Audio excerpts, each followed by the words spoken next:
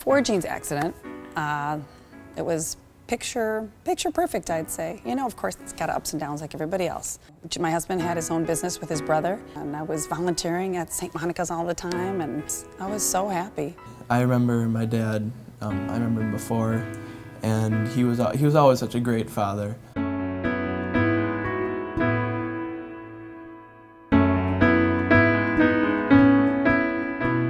We were up in Green Bay at one of my brother's hockey tournaments, and my dad was going to come up and join us later that day. And we got a call that we should come back to Milwaukee because Gene was in the hospital, and he had had a heart attack while hanging a Christmas wreath on the front of the house. It was the kind of heart attack, it's called like sudden cardiac death. It has like a 3% survival rate. I think at my age, I didn't really understand the severity of the heart attack. One of the coaches drove us back, and all we did was pray. And I called every person I knew, and I asked them to call every person they knew. I didn't care if they knew Gene or not, just asked them to pray for Gene.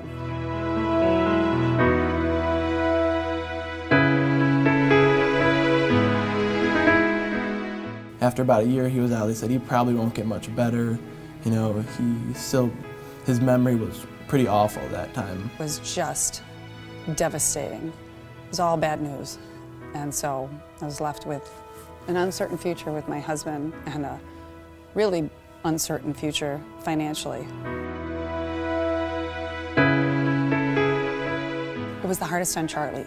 Charlie was old enough to know how bad it was, but too young to really be able to handle it, and it crushed him. My dad, he can't drive or work or anything like that, so as soon as I was able to, my mom really needed us to help out around the house. I know what it's like to raise kids by myself. I know what it's like to feel sometimes so overwhelmed that you don't know where to go. I know what it's like, and I know Barb and I have talked about it and sometimes cried together over it.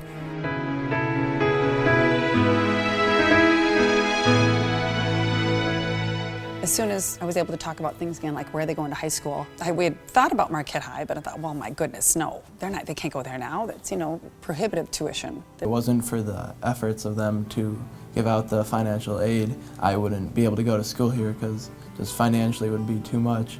And this school he blossomed. I mean, with all his incredible teachers and the friends and the wonderful Jesuits, and I mean, he has just turned into such an amazing young man. Incredible student, incredible athlete, but this soft, kind of gentle soul that can speak in front of freshmen and seniors about the real meaning behind Marquette High.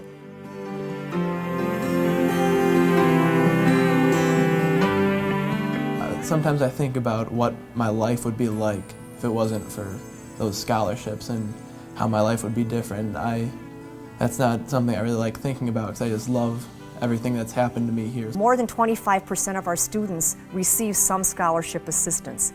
I believe that we are nothing if we're not reaching all different kinds of kids. And there are kids that I think are going to be advantaged and have been advantaged by having an opportunity that Marquette High provides. Men for others. What better place could they be than at Marquette High? It really has a profound impact on you and really makes you want to be able to help others in any small way you can.